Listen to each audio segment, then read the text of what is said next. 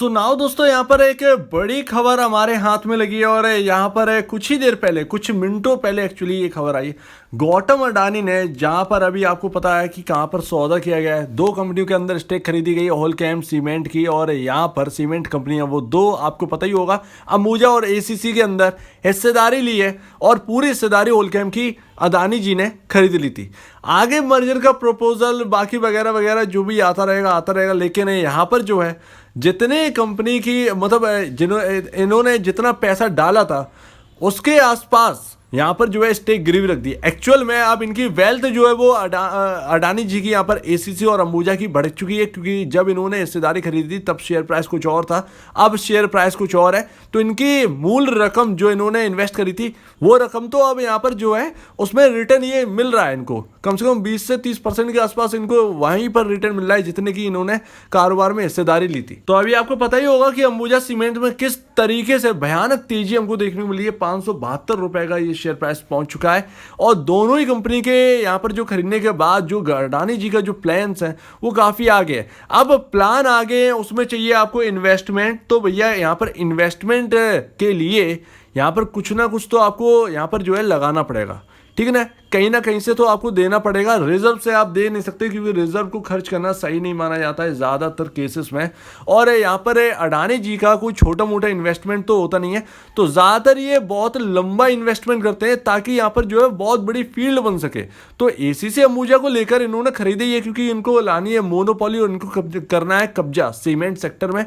तो अभी यहाँ पर इन्वेस्टमेंट भर भर के चाहिए, इसीलिए यहाँ पर कहीं ना कहीं यहाँ पर जो है इन्वेस्टमेंट के लिए गिरवी रख दी गई है स्टेक अंबुजा और एसीसी की। और यहाँ पर क्या इंपैक्ट है भाई, यहाँ पर कल देखने को मिलेगा कि इसके शेयर होल्डर्स जो है वो कैसा इंपैक्ट करते हैं, क्योंकि ये जो खबर है वो एक तरीके से नेगेटिव भी है और पॉजिटिव भी है। इन्वेस्टमेंट चाहिए तो आपको कुछ ना कुछ तो करना ही होगा, उसके लिए इन्वेस्टमेंट के लिए यहाँ पर जो है अपनी स्टेक गिरवी रख देना एक ऑप्शन होता ही है। लेकिन फिर भी जब यहाँ पर शेयर होल्डर सोचते हैं कि यार यहाँ पर जो है गिरवी रख दी गई है, प्रमोटरों ने गिरवी रख दी है स्टेक, तो फिर यहाँ पर जो है नेगेटिविटी कहीं ना कहीं छाती हुई दिखती है। अगर यहाँ पर नेगेटिविटी आती है, इन दोनों स्टॉक्स के अंदर आती है, तो वो ज़्यादा से ज़्यादा 2 से 3 दिन रहने वाली है, क्योंकि यहाँ पर थोड़ा सा यहाँ पर मिड टर्म या शॉर्ट टर्म असर देखने को मिलता है। ज़्यादातर ये असर कुछ रहता नहीं है एक्चुअल में, क्योंकि आपने जो स्टेक गिरवी रखी है वो इन्वेस्टमेंट के लिए आने के लिए, जैसे बैंक को लोन चाहिए, बैंक से लोन चाहिए, तो आपने गिरवी रख दी उनके पास स्टेक और उनसे लोन ले लिया। अब $13 बिलियन का यहाँ पर जो है स्टेक गिरवी रखी गई है, तो यहाँ पर $13 बिलियन के हिसाब से समथिंग यहाँ पर जो है आपका 1,24,04,000 करोड़ के आसपास का यहाँ पर जो है इन्होंने गिरवी रखी है स्टेक। तो ये फिगर भी बहुत बड़ी है, लेकिन क्या कर सकते हैं, यहाँ पर जो है न्यूज़ काफ़ी पॉजिटिव भी है और काफ़ी नेगेटिव भी है। मेरे ख्याल से ये नेगेटिव ज़्यादा लेगा मार्केट इस चीज़ को। अब देखिए यहाँ पर खबर तो आ गई है, लेकिन किस कंपनी के ऊपर ज़्यादा असर देखने को मिलेगा, तो मुझे लगता है वो अंबुजा सीमेंट्स है, क्योंकि यहाँ पर जो है आप देखिए किस तरीके से वैल्यूएशन बढ़ गई है। 1,14,045 करोड़ रुपए की कंपनी बन गई है, लेकिन एसीसी सीमेंट इससे कई कोसों दूर है। तो मुझे लगता है कि यहाँ पर अगर प्रेशर बनेगा किसी स्टॉक में, भारी अगर प्रेशर देखने को मिल सकता है, तो फिर वो अंबुजा सीमेंट ही है। लेकिन हमें एक बार चार्ट और देखने पड़ेगा। अब एसीसी देख लेते हैं, और अब आप एसीसी सीमेंट देखिए, इसका मार्केट कैप 51,183.30 करोड़ रुपीस का है। तो अंबुजा सीमेंट से लमसम हाफ पर ही काम कर रहा है, एटलीस्ट 48% के बराबर ही है। तो यहाँ पर ना आपका मार्केट कैप भी कम है अंबुजा से। अंबुजा बहुत तेज भागा है, लेकिन एसीसी उसके कंपैरिजन ज़्यादा भागता हुआ नहीं दिखा है। तो लगता है अगर इन दोनों कंपनीज के अंदर कुछ डिप हमको देखने को मिलती है, तेज हमको गिरावट देखने को मिलती है, तो फिर लगता है कि एसीसी सीमेंट है ना जल्दी सुधर जाएगा, लेकिन अंबुजा का थोड़ा सा वक्त लग सकता है। लेकिन फिर भी वक्त जाने क्या हो, तो ठीक है ना। तो कल का मार्केट देखना होगा कि ये दोनों कंपनी किस तरीके से रिएक्ट करती हैं इस खबर पर। अभी कुछ भी कहना पॉसिबल नहीं, क्योंकि अडानी जी का जो नाम है वो आगे है।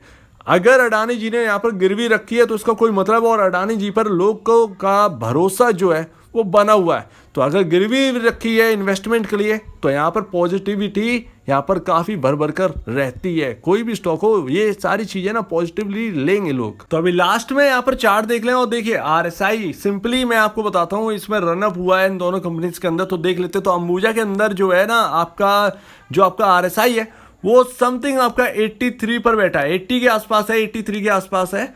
तो ये ना काफ़ी ज़्यादा हाईली आपका आरएसआई माना जाता है, तो इसीलिए कहीं ना कहीं यहाँ पर अंबुजा पर ज़्यादा दबाव देखने को मिल सकता है एसीसी के कंपैरिजन, क्योंकि यहाँ पर जो है ओवरबाउट सिचुएशन में ये स्टॉक चल रहा है, काफ़ी हाईली ओवरबाउट जोन में ये स्टॉक कामकाज कर रहा है। वही अगर आप बात करें एसीसी की, तो भैया आपका आरएसआई जो है वो 73 पर है, और 73 भाई यहाँ पर जो है दोनों कंपैरिजन कर लीजिए तो काफ़ी ज़्यादा डिफरेंस निकलता है। अगर इसके अंदर कोई गिरावट आती है 5-6% की, तो भाई साहब यहाँ पर जो है इनका आरएसआई जल्द से जल्द ठंडा हो जाए, लेकिन अंबुजा का इतनी जल्दी ठंडा नहीं होता। तो यही बात है कि यहाँ पर जो है एसीसी वेल पोजीशन में है और अंबुजा के कंपैरिजन। तो देखते हैं कल का मार्केट, देखते हैं। अभी एकदम बात कर लेना सही नहीं है, सिर्फ स्टेक जो गिरवी रखी है वो एक बड़ा इन्वेस्टमेंट करने के लिए है भैया, लोन लेने के लिए, उसको इन्वेस्ट करने के लिए है, ना कि अपने घर के खर्चे चलाने के लिए। तो ये बात आ जाती है मेन। तो आपका क्या कहना है इसके ऊपर? पूरी बात यहाँ पर मैंने कर ली है, प्लीज़ कमेंट सेक्शन में कहिएगा। और अगर आपको इस वीडियो में कोई प्रॉब्लम है, कुछ पूछना है, कुछ बताना है, कुछ कहना है, तो प्लीज़ कमेंट सेक्शन में कहिएगा। और आप दीजिए मुझे जाए वीडियो देखने के लिए बहुत बहुत धन्यवाद दोस्तों।